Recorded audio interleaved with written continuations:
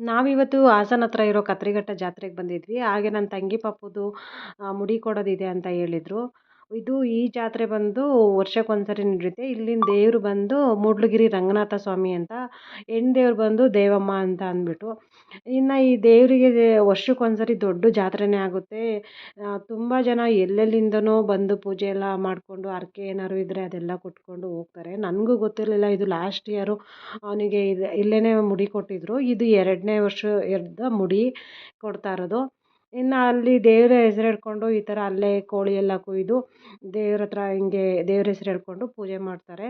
ಇನ್ನು ಪೂಜೆ ಎಲ್ಲ ಮುಗಿಸ್ಕೊಂಡು ಅವರು ಮುಡಿ ಕೊಡೋಕ್ಕೆ ಅಂತ ಹೋದರು. ಇನ್ನು ಇಲ್ಲಿ ಅಡುಗೆನೂ ರೆಡಿ ಆಗ್ತಿತ್ತು. ನಾವು ಅಷ್ಟರಲ್ಲಿ ದೇವಸ್ಥಾನಕ್ಕೆ ಹೋಗಿ ಪೂಜೆ ಎಲ್ಲ ಮುಗಿಸ್ಕೊಬರೋಣ ಅಂತ ಹೋದ್ವಿ. ಇನ್ನು ದೇವಸ್ಥಾನಕ್ಕೆ ಹೋದ್ಮೇಲೆ ಇನ್ನು 3 ನಾಮ ಹಾಕ್ಕೊಳ್ಳೇಬೇಕಲ್ವಾ ತಿಮ್ಮಪ್ಪಂಗೆ ಅಂತ ಅಂದ್ಬಿಟ್ಟು ಇನ್ನು ನಾಮ ಎಲ್ಲ ಹಾಕಿಸ್ಕೊಂಡು ದೇವ್ರ ದರ್ಶನ ಅಂತೂ ಒಳಗಡೆ ಹೋಗಿ ಮಾಡೋಕ್ಕಾಗಿಲ್ಲ.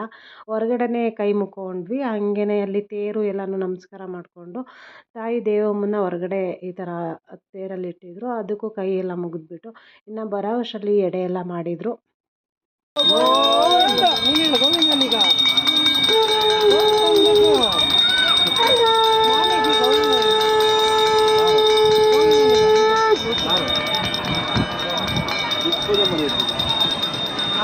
ಊಟ ಎಲ್ಲ ಮುಗಿಸ್ಕೊಂಡು ಒಂದು ರೌಂಡ್ ಜಾತ್ರೆ ನೋಡ್ಕೊಬರೋಣ ಅಂತ ಎಲ್ಲರೂ ಹೊರಟ್ವಿ.